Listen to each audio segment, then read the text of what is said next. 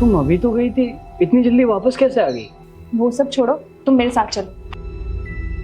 लेकिन बताओ तो सही, हुआ क्या? अभी तो तुम इतनी जल्दबाजी में गई और अभी तुम वापस आ गई, हुआ क्या है? जिसमें तुम 2 मिनट चुप नहीं रह सकते? वैसे मेरे पास टाइम नहीं है, चलो मेरे साथ।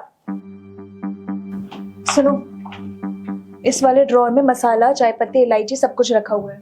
और तुम्हारे इस वाले ड्रॉअर में प्रोटीन का सामान, काजू बादाम और तुम्हारे सारे डाइट के सामान रखे हुए हैं। और हाँ सुनो, ये ऊपर वाले ड्रॉअर में सिमी के स्नैक्स रखे हुए हैं। और हाँ, उसे ना खाने के लिए ज्यादा मत देना, वो जिद करती, नहीं तो उसका पेट खराब हो जाएगा। लेकिन ये सब तुम मुझे क्यों बता रही हो?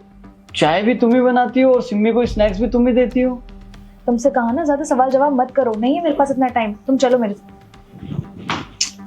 यार बताना, हुआ क्या है? चुपचाप चलो।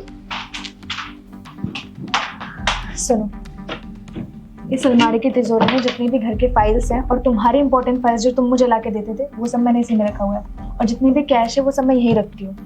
और ये मेरी सारी ज्वेलरीज, ये सब कुछ इस तिजोरी के अंदर है। और इसके ये चाबी, इस चाबी को हमें छुपा के ये ऊपर रखनी होती है, ठीक है? और हाँ, इसी अलमारी में तुम्हारे सोने के कपड़े हैं और सिम्मी के सोने के कपड़े हैं, और सिम्मी की स्कूल ड्रेस भी इसी अलमारी में रखी है। अब चलो मेरे साथ।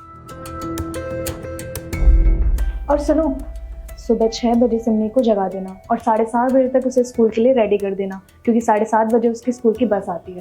और 2:30 बजे एग्जैक्ट उसकी बस सोसाइटी के बाहर उसे ड्रॉप करती है। और हाँ, 4:30 बजे से लेकर 5:30 बजे तक सिम्मी का ट्यूशन का टाइम होता है, तो 4:30 बजे उसे छोड़कर आना और 5:30 बजे उसे ट्यूशन से लेके आना। और हाँ, बिल्कुल टाइम पे जाना, क्योंकि वो ट्यूशन में वेट करती है, और भूल मत जाना। और हाँ, रात को सोने से पहले सिम्मी को गर्म दूध में हॉर्लिक्स मिला के दे देना, क्योंकि उसे दूध के बिना नींद नहीं आती है।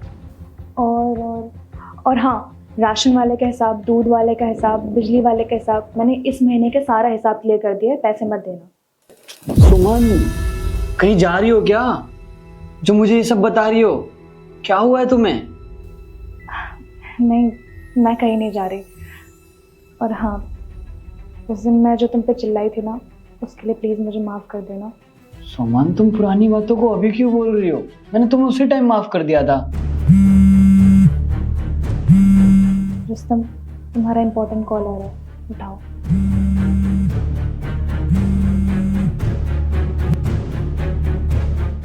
हेलो।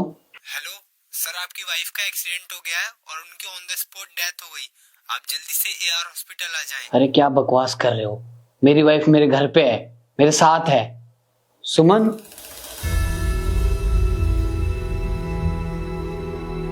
सुमन, सुमन, सुमन,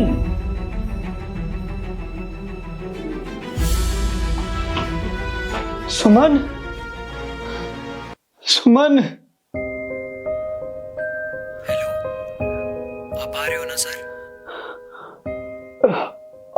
हाँ, आ रहा हूं मैं।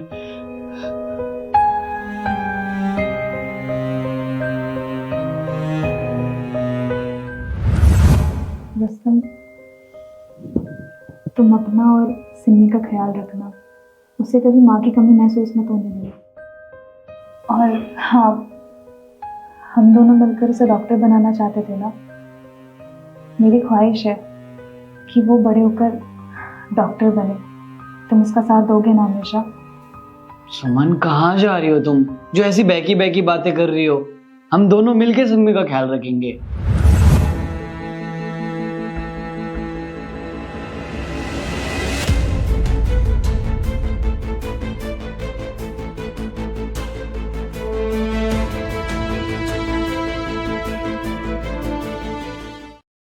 इस कहानी से हमें यह सीख मिलती है कि हीरोइन हीरो से बहुत प्यार करती थी और समय रहते उसको अलर्ट कर रही थी, लेकिन फिर हीरो समझ नहीं पाया, लेकिन हीरोइन का प्यार उसके प्रति कम नहीं हुआ।